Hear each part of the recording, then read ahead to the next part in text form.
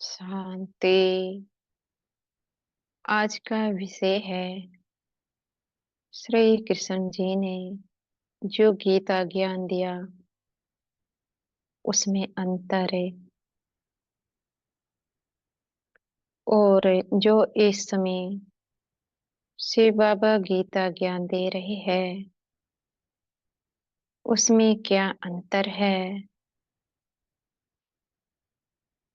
श्री कृष्ण जी ने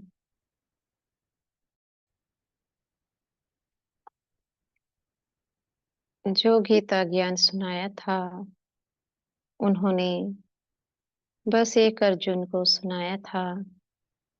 वह भी किस समय, जब महाभारत युद्ध में अर्जुन युद्ध करने से मना कर देते हैं। उस समय श्री कृष्ण अर्जुन से कहते हैं, हे अर्जुन, यह जो आप अपने सगे संबंधियों को देखते हैं यह सब इस जन्म के आपके संबंधी हैं। मैं तुम्हारा जन्म जन्मांतर का मित्र हो। तब श्री कृष्ण जी अर्जुन से कहते हैं, यह जो आप अपने संबंधियों के शरीर को देखते हुए दुखी लेते हो, इन संबंधियों की वास्तविकता यह है, ये सब शरीर में आत्माएं हैं। शरीर धारण कर अपना संबंध आपसे निभा रहे हैं। यह इसी जन्म के आपके संबंधी है। श्री कृष्ण जी अर्जुन को आत्मा का साक्षात्कार कराते हैं। बाकी आत्मा किससे बनी है, आत्मा का पिता कौन है, आत्मा रहने वाली कहाँ की है, यह सब बातें श्री कृष्ण जी नहीं बताते हैं। श्री कृष्ण जी यह भी कहते हैं, मैं अजन्मा हूँ, जन्म मरण में नहीं आता हूँ। मैं अभोक्ता हूँ। मुझे देखने के लिए दिव्य चक्षु चाहिए। अगर देखा जाए, श्री कृष्ण जी का जन्म भी होता है और मृत्यु भी होती है। श्री कृष्ण जी संसार के भोगों को भोगते हैं, क्योंकि पांच तत्वों से बने शरीर में जो बैठे हैं, तो संसार के भोगों को श्री कृष्ण जी भोगते हैं। तो फिर अभोक्ता तो नहीं हुए। श्री कृष्ण जी का जन्म तो गर्भ से होता है और मृत्यु भी होती है। तो शरीर तो मर चुका है, फिर अजन्मा कैसे हुए, अजन्मा नहीं हुए। यह सब दृष्टांत गीता शास्त्र में आता है। श्री कृष्ण जी आत्मा का आभास अवश्य अर्जुन को कराते हैं, वह भी देखने मात्र। पर आत्मा की विशेषताओं को श्री कृष्ण जी नहीं बताते हैं। श्री कृष्ण जी यह भी कहते हैं, हे अर्जुन, काम महाशत्रु है। इसका तुम त्याग करो। तो क्या इस समय गीता पढ़ने वाले काम विकार का त्याग करते हैं? नहीं करते। श्री कृष्ण जी अर्जुन से यह भी कहते हैं,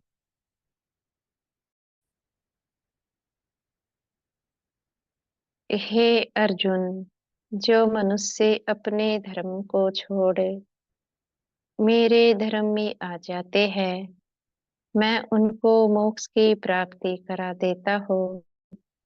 तो जरा विचार करे, उस समय तो कोई धर्म था ही नहीं, अनेक धर्म तो इस समय के हैं। तो गीता शास्त्र में धर्म की बात कहाँ से आई और क्यों आई? यह सब बातें उनसे पूछनी होती है जो गीता शास्त्र पढ़ते हैं, वही इसका उत्तर दे सकते हैं। अब बात एक करते हैं, शिव बाबा ने जो गीता ज्ञान दिया उसमें क्या अंतर है? शिव बाबा ने जो गीता ज्ञान दिया है वह सारे विश्व के लिए है।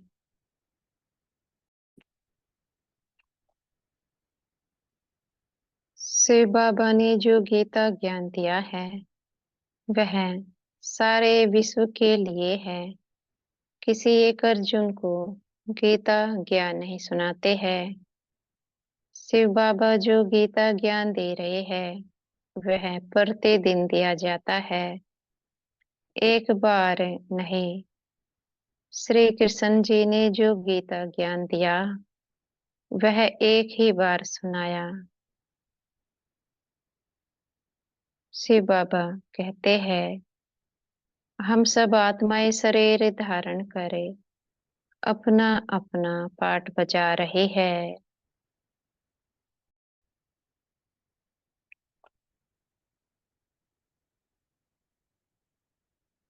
लेकिन वह आत्मा के साथ साथ आत्मा की क्वालिटी भी बताते हैं और वह बताते हैं कि आत्मा परमपिता परमात्मा शिव की संतान है। आत्मा के रहने का स्थान परम धाम है। इस प्रकार से परम पिता परमात्मा शिव के रहने का स्थान भी परम धाम है, यह भी वह बतलाते हैं।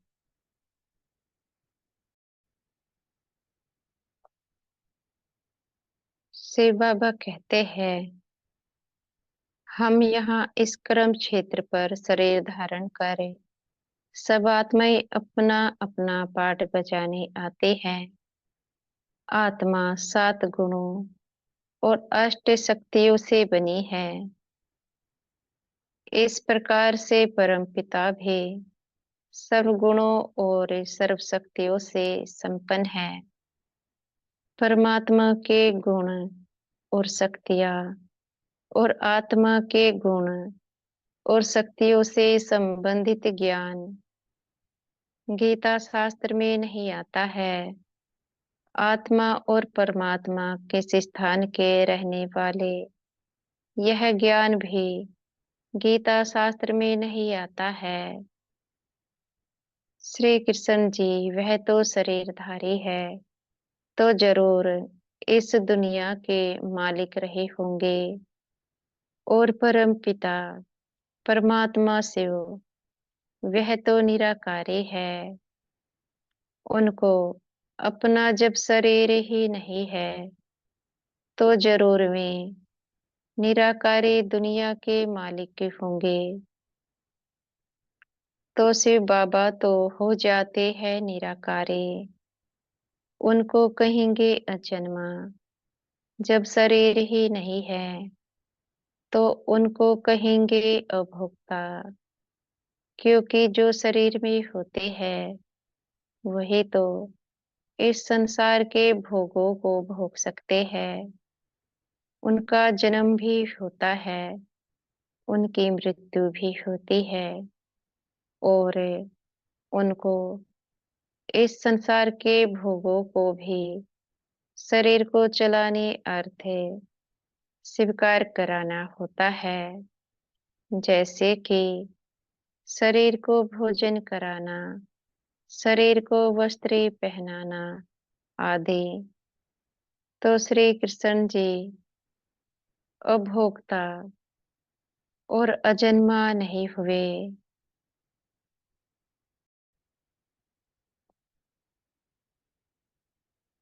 और शिव बाबा के पास शरीर ही नहीं, तो वह कैसे जन्म मरण में आ सकते हैं?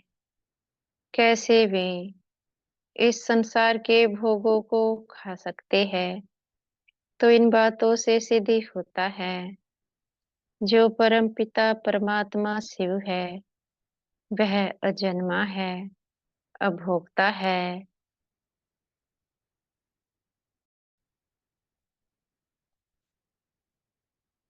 श्री कृष्ण जी ने गीता शास्त्र में यह कभी नहीं कहा है कि मैं आत्माओं का पिता हूँ और आत्मा परम धाम के रहने वाली है।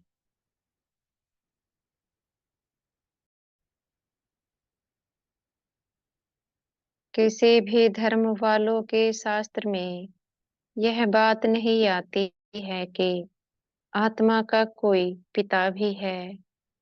इसी समय ही यह ज्ञान सुनने में आता है कि आत्मा का कोई पिता भी है।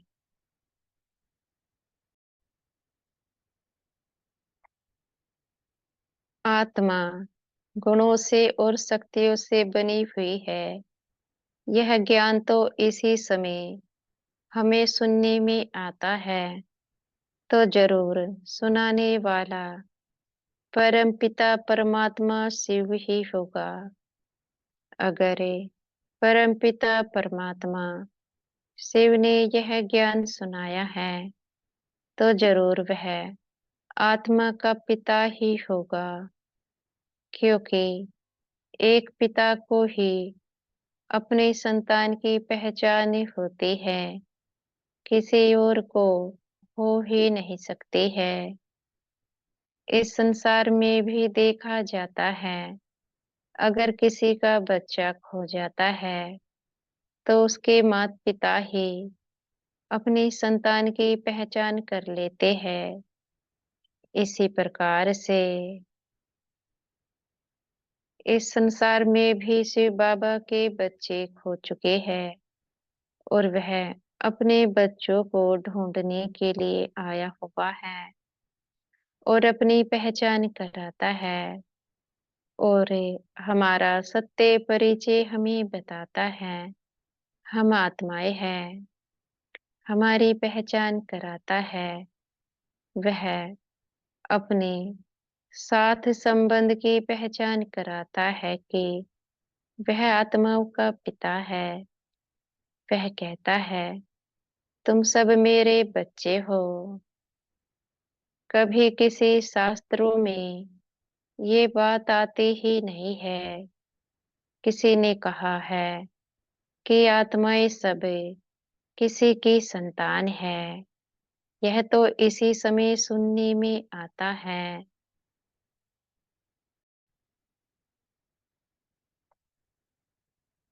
शिव बाबा कहते हैं, तुम सबने अपने अपने धर्म बना लिए हैं। धर्म बनाने के कारण तुम सब भटक चुके हो। वह सब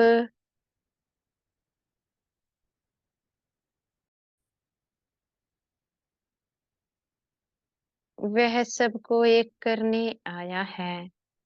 इस प्रकार से किसी भी हमारे इष्ट देवी देवताओं ने कभी भी आत्मा की पहचान नहीं कराई है कि आत्मा किसकी संतान है।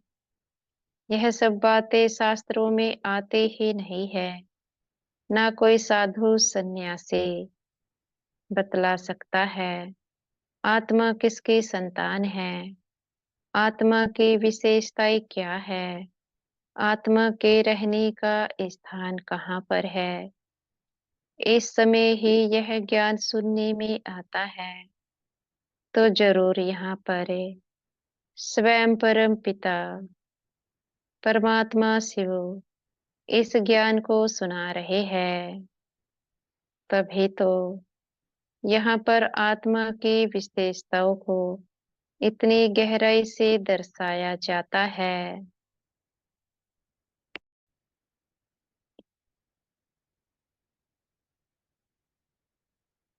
तो जरूर यहाँ पर स्वयं परम पिता परमात्मा शिव इस ज्ञान को सुना रहे हैं। तभी तो यहाँ पर आत्मा की विशेषताओं को इतनी गहराई से दर्शाया जाता है। आत्मा की और परम पिता की फुल नॉलेज यहाँ पर मिलती है। इस प्रकार से परम पिता परमात्मा शिव वह कौन है, उनसे क्या संबंध है, यह नॉलेज भी इस समय यहाँ मिलती है। तो जरूर परम पिता परमात्मा शिव अपना परिचय और आत्माओं का परिचय यहाँ पर देते हैं। तभी तो आत्मा की पहचान हमें होती है, परमात्मा की पहचान हमें होती है, हमारे रहने के स्थान की पहचान हमें होती है। अगर इस समय यह गीता ज्ञान परम पिता नहीं सुना रहे होते, तो इतनी गहराई से कौन साधारण मनुष्य इस ज्ञान को सुना सकता है। इस ज्ञान की विशेषताएं, इस ज्ञान को सुनने से आत्माएं पाप कर्म नहीं करती है। इस ज्ञान को सुनने से अपने पाप कर्म भस्मी होते हैं। इस ज्ञान को सुनने से स्वर्ग की प्राप्ति हो जाती है। इस ज्ञान को सुनने से मुक्ति मिल जाती है। पर जो श्री कृष्ण जी ने गीता ज्ञान सुनाया, उससे स्वर्ग की प्राप्ति नहीं हुई। अगर स्वर्ग की प्राप्ति होती, तो पांडव पुत्र सभी स्वर्ग में चले जाते। उनको तपस्या करने की आवश्यकता ही नहीं होती। इन बातों से सिद्ध होता है, श्री कृष्ण जी ने जो गीता ज्ञान सुनाया, उस ज्ञान से स्वर्ग की प्राप्ति नहीं हुई, ना एक धर्म की स्थापना हुई, क्योंकि अब तो अनेक धर्म हैं।